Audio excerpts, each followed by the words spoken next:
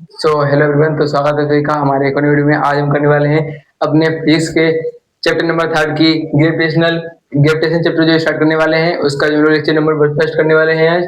तो हम जो है इसका लेक्चर नंबर 1 स्टार्ट करने वाले हैं, फिजिक्स का चैप्टर नंबर 3 ग्रेविटेशन। अगर आपने जो है इसके first chapter and second chapter नहीं देखा है तो आप चैनल जाकर के उसकी प्लेलिस्ट जो है देख सकते हैं। इसमें मैं चैप्टर फर्स्ट जो कि है motion and second chapter force and laws of motion complete कर रखा है लेक्चर्स में। 1 to 3 to 4 लेक्चर है उसके, दो चैप्टर को कंप्लीट कर दिया है। अब देखते हैं ऐसे हम ग्रेविटेशन। चलिए, हमारा जो टॉपिक यहाँ से स्टार्ट होता है इस लेक्चर का, ग्रेविटेशन। ठीक है, ग्रेविटेशन क्या होता है कि एक बार जो है न्यूटन साहब थे हमारे, तो वो जो है क्या था, सेब के पेड़ के नीचे बैठे थे। ठीक है, तो अचानक से जो है सेब जो था वो टूट के उनके सर पे गिरा था। तो उन्हें क्या लगा, उन्होंने ये सोचा कि ये सेब जो ऊपर क्यों नहीं गया, उनके नीचे मतलब उनके सर पे क्यों गिरा, नीचे आया, ऊपर क्यों नहीं गया। तो उन्होंने बहुत रिसर्च की, बहुत दिमाग लगाया, तब उनको बात पता चला कि कोई एक फोर्स होता है। कि उन्होंने ये दिमाग लगाया था कि जो है कोई भी चीज जो है इसको भी जब खींच दे तभी ऊपर से नीचे आया है। कोई तो चीज ऐसी है जो कि इसको खींच रही है। तो उन्होंने दिमाग लगाया, वो रिसर्च की, तो बताया ग्रेविटी एक होती है, ये फोर्स होता है, उसका नाम होता है ग्रेविटेशनल फोर्स। तो ग्रेविटेशनल फोर्स क्या होता है कि पूरे यूनिवर्स में जो है कोई कुछ भी है, दो पार्टिकल, दो ऑब्जेक्ट जो है उसके बीच में जो है क्या होता है, ग्रेविटेशनल फोर्स लगता है पूरे यूनिवर्स में, in the whole universe.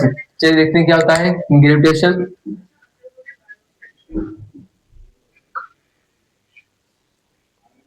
Gravitation और जस्ट ग्रेविटी,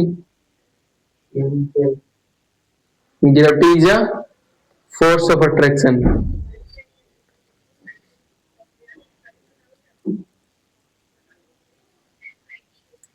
ग्रेविटी क्या है, gravity is a force of attraction in a universe, in a universe. पूरे यूनिवर्स में जो है फोर्स ऑफ ग्रेविटी का अगर नाम है कि ग्रेविटी क्या होता है, ग्रेविटी जो है एक तरह से जो है फोर्स ऑफ अट्रैक्शन होता है। कोई भी दो पार्टिकल होते हैं उनके बीच में हमेशा ग्रेविटेशनल फोर्स जो है पूरे यूनिफॉर्म में जो है यूनिवर्स में लगता रहता है, ग्रेविटेशनल फोर्स। जैसे कि आप ये एग्जांपल देखते हैं, ई मार्कर जो है ये जो है नीचे ही आता है। ठीक है, किसकी वजह से आता है, ग्रेविटी की वजह से। किसकी वजह से आता है, ग्रेविटी की वजह से। चलिए, हमारा जो ग्रेविटेशनल ये जो है टॉपिक कंप्लीट हो गया है। हम देखते हैं नेक्स्ट टॉपिक जो है स्टार्ट करते हैं हम लोग। सेकंड टॉपिक क्या है, न्यूटन्स लॉ ऑफ ग्रेविटेशन। यहाँ जो है न्यूटन जो है लॉ ऑफ ग्रेविटेशन जो दिया था ग्रेविटेशन के ऊपर। चलिए देखते हैं क्या है इसमें। जो होता है कि पूरे यूनिवर्स में जो है कोई भी, ये ग्रेविटी जो होता है एक फोर्स ऑफ अट्रैक्शन होता है बिटवीन टू ऑब्जेक्ट। ठीक है, इन the universe.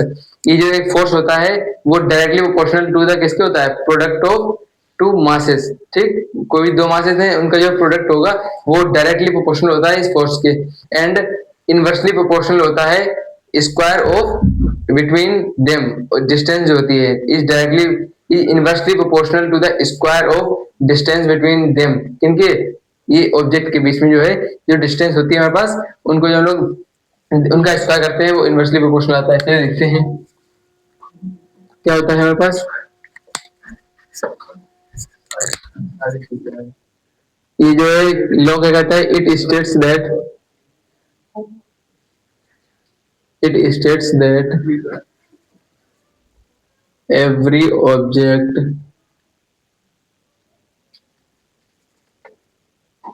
attract with other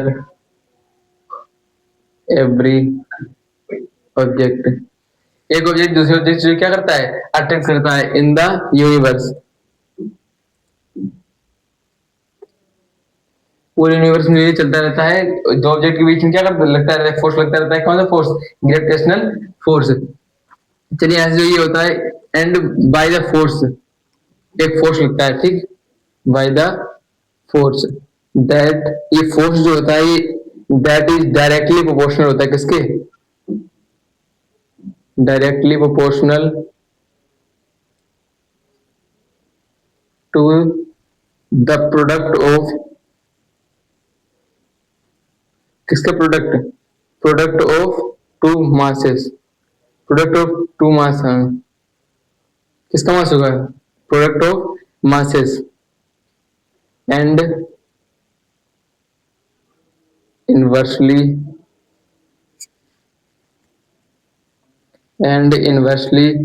proportional to square of distance between them। हम जो इसमें क्या लिखा है, it states that every object attract with every object, मतलब यहाँ जो है हर एक ऑब्जेक्ट जो होगा वो यूनिवर्स में दूसरे ऑब्जेक्ट से भी क्या होगा, अट्रैक्ट होगा। Every object attract other objects, object से ही अट्रैक्ट करेगा in the universe by the force. ठीक है, फोर्स लगता है that is directly proportional to the, ये जो डेफिनेशन उन्होंने ये स्टार्ट करता है, जो बताता है ये लो, उसको उन्होंने जो ये लिख दिया है किसमें, थ्योरी में। और इसको हम मैथमेटिकल में लिखते हैं, क्या होता है, force is directly proportional to किसके, प्रोडक्ट ऑफ मास। एक मान लेते हैं m1 है एंड m2, दो मास, दो ऑब्जेक्ट होंगे तो उनका कुछ मास होगा, तो दो मास का प्रोडक्ट डायरेक्टली प्रोपोर्शनल है। एंड इनवर्सली प्रोपोर्शनल क्या है, square of distance between them, दो पार्टिकल, जैसे कि हमारे पास जो एक ये m मास है, m मास का पार्टिकल, एंड ये m2 मास का पार्टिकल है ये। ठीक है, तो इनके बीच में क्या लगता है, फोर्स लगता है हमारे पास। ठीक, ये फोर्स लगता है इनके बीच में, जो इनके बीच में आर डिस्टेंस है, डिस्टेंस क्या है, मान लेते हैं ये आर डिस्टेंस है, तो यही आर डिस्टेंस क्या है यहाँ पर, इसका स्क्वायर करेंगे तो यहाँ इनवर्सली प्रोपोर्शनल हो जाएगा, inversely proportional to the square of ये रेडियस, रेडियस नहीं डिस्टेंस इनके बीच में मासेस के। हमारे पास जो ये फॉर्मूला निकल के आता है, ये फॉर्मूला नहीं है अभी क्या करेंगे, अब आपने जो देखा कि ये जो है ये क्या हटाएंगे हम, प्रोपोर्शनल अंदर क्या होता है कि प्रोडक्ट ऑफ मास जो बढ़ेगा तो फोर्स भी क्या होगा, बढ़ेगा। और जब रेडियस में डिस्टेंस के बीच में क्या होगी, घटेगी, तो क्या होगा, फोर्स बढ़ेगा। और जब रेडियस, जब डिस्टेंस कम होगी दोनों ऑब्जेक्ट के बीच में, तो क्या होगा, फोर्स बढ़ेगा। और जब रेडियस कम होगी तो फोर्स बढ़ेगा, जब फोर्स कम होगा तो रेडियस बढ़ेगी। तो बस ये प्रोपोर्शन का मतलब होता है। अब जिसको हम क्या करेंगे, प्रोपोर्शन को हटाएंगे यहाँ से, तो आपने ये तो पढ़ा होगा कि प्रोपोर्शन को हटाने में क्या लगता है, कांस्टेंट आता है एक, तो क्या होगा, force is equal to, equal लगाने के लिए प्रोपोर्शन हटाना पड़ेगा, प्रोपोर्शन हटाने के लिए क्या करेंगे, कांस्टेंट लाएंगे। तो एफ इक्वल टू कांस्टेंट हम क्या आएगा हमारे पास, gravitational constant capital G, m1 m2 divide by R square. हमारे पास जो ये फॉर्मूला निकल के आता है, F is equal to G m1 m2 में आर स्क्वायर। इसी पे जो है स्कूल लेवल पे जो है बहुत सारे क्वेश्चन पूछे जाते हैं इसी में, ये F is equal to G m1 m2 में आर स्क्वायर, ये फॉर्मूला जो इंपॉर्टेंट होता है। चलिए हम जो इसके सेकंड टॉपिक जो क्लियर कर लिया है, अब हम देखते हैं थर्ड टॉपिक जो मैं ऐसे स्टार्ट करेंगे अपना। थर्ड टॉपिक क्या है, derive the unit of gravitational constant capital जी। मैं जो है उसे अभी पढ़ा था, फॉर्मूला क्या पढ़ा था, F is equals to capital G m1 m2 में आर स्क्वायर। तो उसी फॉर्मूले से पर कैपिटल जी आती है, हमने इसको आपको ये फॉर्मूला वो नहीं बताई थी, यूनिट अभी बताएंगे, यूनिट बताएंगे एंड उसकी क्या बताएंगे हम, कैपिटल जी की वैल्यू होती है कांस्टेंट होती है, क्योंकि ग्रेविटेशन कांस्टेंट है तो उसकी वैल्यू क्या होती है, कांस्टेंट होती है। चलिए अब इसकी यूनिट क्या है, ड्राइव करेंगे। ये जो इसकी यूनिट जो 9th क्लास में ये ड्राइव करने को आती है स्कूल में। चलिए करते हैं derive, derive the unit of gravitational constant G. पहले भाई फॉर्मूला लिखेंगे अपना, क्या है, F is equals to capital G m1 m2 upon में आर स्क्वायर। ठीक, ये हो गया। इसका क्या करेंगे, कैपिटल जी को एक साइड रखेंगे और सभी को एक साइड ले जाएंगे, तो कैपिटल जी को यही रखेंगे, ये इधर ले जाएंगे, एफ आर स्क्वायर हो जाएगा डिवाइड बाई ये एम वन एम टू इधर आ जाएंगे डिवाइड में, तो m1 m2। देखिए अब देखिए m1 m2 किधर है, इधर है, क्रॉस मल्टीप्लाई करेंगे तो जी m1 m2 मिल जाएगी ये वाला, डिवाइड बाई आर स्क्वायर, तो ये आर स्क्वायर डिवाइड हो जाएगा, तो F is equal to capital G m1 m2 में आर स्क्वायर आ जाएगा हमारे पास, ये आ गया हमारे पास। अब क्या करेंगे, यहाँ से सभी की यूनिट पुट कर देंगे तो कैपिटल कांस्टेंट की क्या वैल्यू आ जाएगी हमारे पास, यूनिट।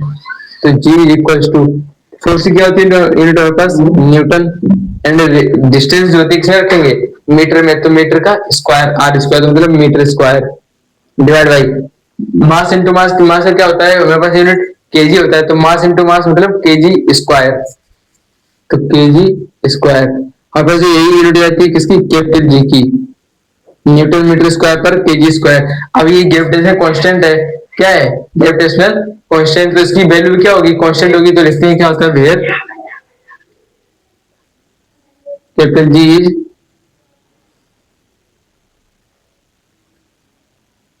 Gravitational constant,